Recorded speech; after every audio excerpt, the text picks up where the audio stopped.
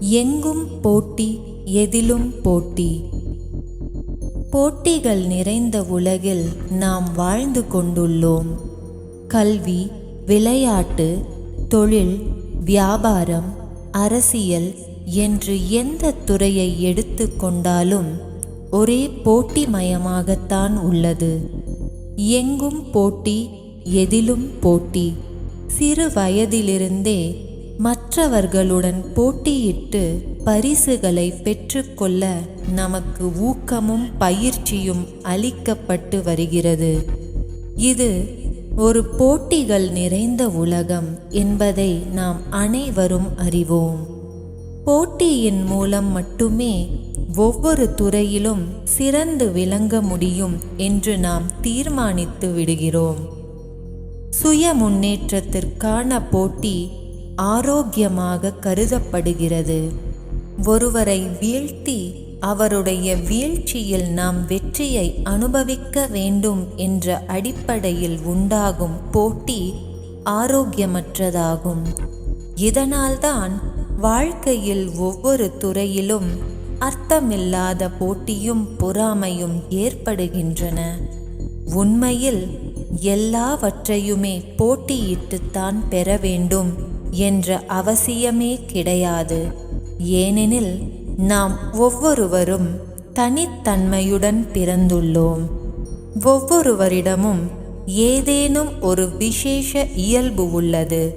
அது நமக்கு மட்டுமே சொந்தமானது. அதை எவராலும் நம்மிடமிருந்து பறித்துவிட முடியாது.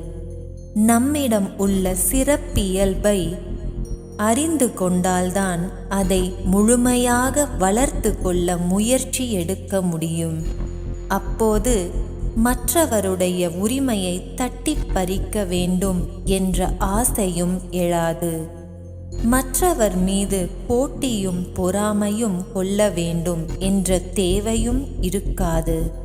நாம் நமக்கே உரிய சிறப்பியல்பை நல்ல முறையில் பயன்படுத்தி அதன் மூலம் ஏதேனும் ஒரு துறையில் எவருடைய மனமும் புண்படா வண்ணம் வெற்றியடைந்தோமானால் அதுவே உண்மையான வெற்றியாகும்.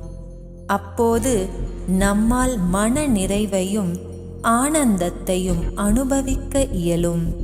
நாம் திருப்தியாகவும் ஒத்துழைப்பை கொடுக்கக்கூடியவர்களாகவும் புரிந்துணர்வு மற்றும் சகிப்புத்தன்மை உடையவர்களாகவும் இருக்க முடியும்.